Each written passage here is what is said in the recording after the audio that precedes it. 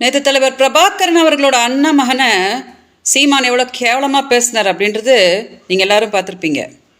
சீமானுக்கு கோவம் வந்தால் தலைவர் பிரபாகரன் அவர்களே அவரோட உருவத்தை கேலி பண்ணும் விதமாக குண்டமக அப்படின்னு தான் என்கிட்ட கேவலமாக பேசுவார்.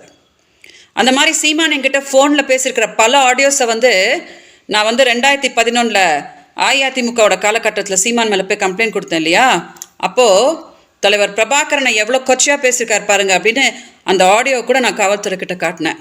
அவங்களுக்கே ஆச்சரியமாகி போச்சு. ஆனால் அதுக்கப்புறம் அந்த வழக்கை சீமான் நடத்த விடலை இல்லையா, எனக்கும் நிறைய அச்சுறுத்தல் கொடுத்து நான் அந்த கேஸை வாபஸ் வாங்க வேண்டியதாக போச்சு. அதனால் அந்த ஃபோனையும் அப்படியே காவல்துறைக்கிட்டே மாட்டிக்கிச்சு. இன்றைக்கி அந்த ஃபோன் என்கிட்ட இருந்துச்சுன்னா உலகமே ஷாக் ஆகிறபடி நிறைய ஆடியோஸை சீமான் தலைவர் பிரபாகரனை பற்றி கொச்சையாக பேசியிருக்கிறத நான் டெலிகாஸ்ட் பண்ணி காட்டி இருந்திருப்பேன்.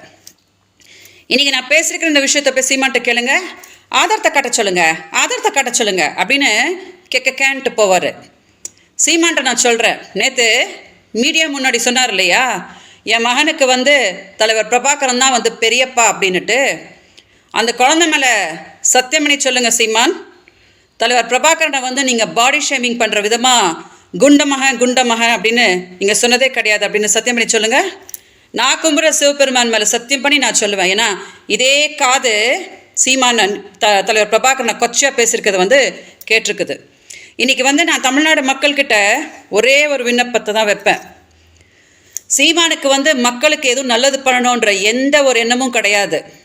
அரசை துன்படுத்திக்கிட்டு மக்களை ஏமாற்றிக்கிட்டு தலைவர் பிரபாகரனை கொச்சப்படுத்திக்கிட்டு சீமானுக்கு இருக்கிற ஒரே நோக்கன்றது பணம் பண்ணுறது மட்டும்தான்.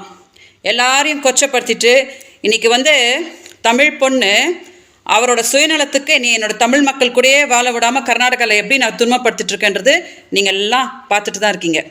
அதனால் நான் என்ன கேட்குறேன் தெரியுமா, எல்லார் வாழ்க்கையும் சீரழிச்சிட்டு மக்கள்கிட்ட போய் ஓட்டு கேட்டு மக்கள் ஓட்டு போட்டுட்டாங்கன்னா நம்ம முதலமைச்சர் ஆகலாம் அப்படின்னு சீமான் நினைக்கிறாரு இல்லையா, அதுக்கு சரியான பதிலடி நீங்கள் தான் கொடுக்க முடியும்.